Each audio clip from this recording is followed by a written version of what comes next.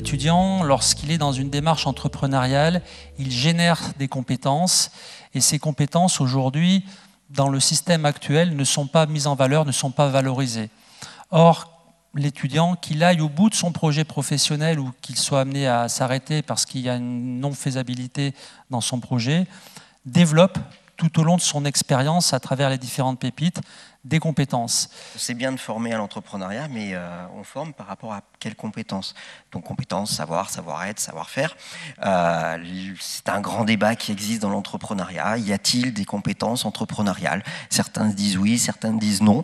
On a ouvert un peu la boîte noire et on s'est essayé à l'exercice. En tant qu'ingénieur, j'ai longtemps cherché la procédure pour entreprendre, le petit 1, petit 2, petit 3.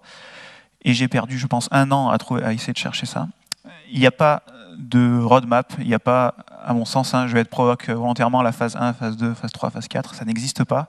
Il y a ma phase 1 à moi, il y a la phase 1 de Laure, il y a la phase 1 d'Antonin, et on n'aura jamais la même. Et c'est ça qui fait qu'on arrive à entreprendre tous ensemble. Dans l'entrepreneuriat, il y a juste des outils, des aides, et après, moi je vois comme ça, c'est aussi en se confrontant à la difficulté, mais sur le terrain qu'on apprend à devenir un entrepreneur. On peut nous faire les plus beaux cours de business plan. Tant qu'on ne l'a pas présenté à un banquier qui nous a dit moi, en tant que banquier, je regarde que ça, le reste, je m'en fous. Est-ce que si je rate, je vais réussir à retrouver du travail derrière ?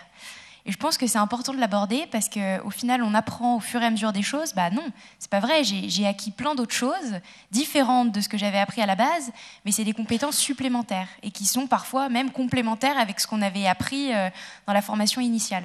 Et oui, je pense qu'effectivement, c'est quelque chose qu'il faut aborder parce que l'échec, ça arrive et ça arrive même à trop d'entrepreneurs. Pour rebondir aussi, je pense qu'il n'y a pas de « je dois savoir faire ça ». Il faut que vous nous donniez envie de faire ça. Et si j'ai envie de faire un BP, je vais trouver les moyens de le faire. Si j'ai envie de faire de la compta, je vais trouver les moyens de le faire. Et j'ai beau avoir bac plus 15 ou bac moins 15, si j'ai envie, je déplace des montagnes, quoi. Et des fois, je vais être provoque encore, mais quand on a, pour mon cas, qu'on est ingénieur, on a une étiquette d'ingénieur sur la tronche. Donc je suis mauvais commercial. On me l'a toujours dit, on me le dira toujours. Alors que...